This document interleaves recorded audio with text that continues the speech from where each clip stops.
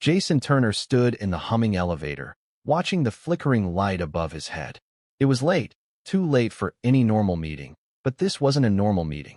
Tonight, he would pitch his first screenplay, The Offering, to the legendary and reclusive producer, Mr. Blackstone. The man was known for discovering genius and destroying egos, sometimes in the same meeting.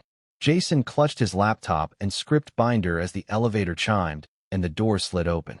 The lobby of Blackstone Productions was spotless and silent, gleaming under cold white lights. At the desk sat a receptionist with hair too perfect and a smile too still. Her eyes didn't seem to move. "Mr. Blackstone will see you now," she said softly. "Third door on the left." Jason nodded, his shoes clicking on the marble floor. The air felt heavy as he approached the dark wooden door. He knocked once. "Enter," came a low, smooth voice. Inside, the office was dimly lit, the skyline glowing faintly through floor-to-ceiling windows. A single lamp cast long shadows across an enormous desk. Behind it sat Mr. Blackstone, silver-haired, immaculately dressed, with eyes like polished obsidian. Jason had seen power before, but this man radiated something else, something ancient. "Mr. Turner," Blackstone said, gesturing for him to sit. "I've heard interesting things about your script." Jason smiled nervously. "Thank you, sir. I really appreciate the—" "Skip the small talk," Blackstone interrupted. "Pitch it." Jason hesitated only a moment before opening his laptop. "It's called The Offering. A horror story about a man who sells his soul to a producer for fame. But the deal—" Blackstone raised a hand. "Don't tell me. Show me. Pitch it like your life depends on it." The office lights flickered. Somewhere in the distance, the hum of the air system deepened, taking on a tone that almost sounded like a growl. Jason's throat went dry. He tried to focus. "Okay," he said slowly. "It opens on a dark office, kind of like this one. A writer comes to pitch his soul away." As he spoke, something shifted in the room. The shadows behind him rippled faintly, stretching like they were listening. "Keep going," Blackstone murmured. "I want to feel it." Jason cleared his throat. He realizes the producer isn't human. The more he pitches, the more the story becomes real. He laughed awkwardly, trying to shake the unease crawling up his spine. But Blackstone didn't laugh.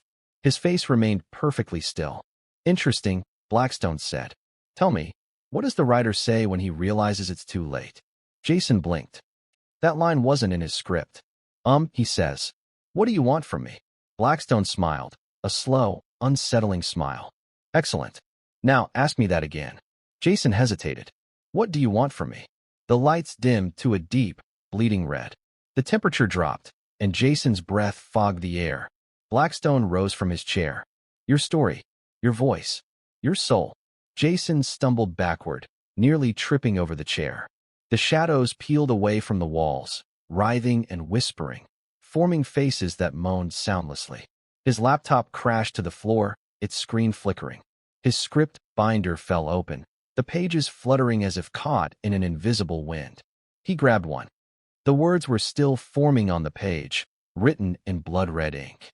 It described exactly what was happening. Jason pleads for his life as Mr. Blackstone rises, inhuman, smiling. "No," Jason whispered. "No, no, no." Blackstone stepped closer, his eyes glowing faintly in the crimson light. "Now that's a pitch I can sell." He laid a single sheet of paper on the desk, a contract.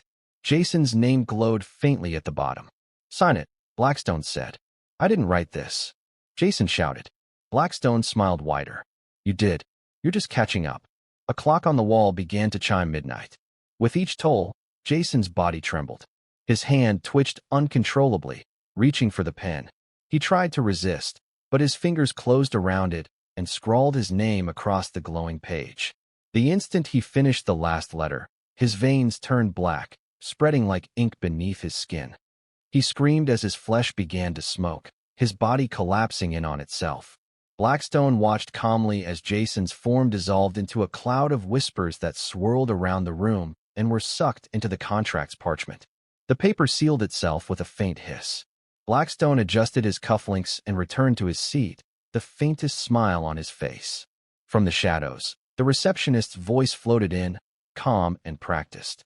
"Shall I send in the next writer, sir?" Blackstone looked up, eyes glinting. "Yes, send them in." She nodded, lifting the phone to her ear. Her tone was as hollow and polite as ever. Mr. Blackstone will see you now. Outside the office, the elevator doors opened with a chime. Another nervous young writer stepped out, clutching a script. The lobby lights flickered,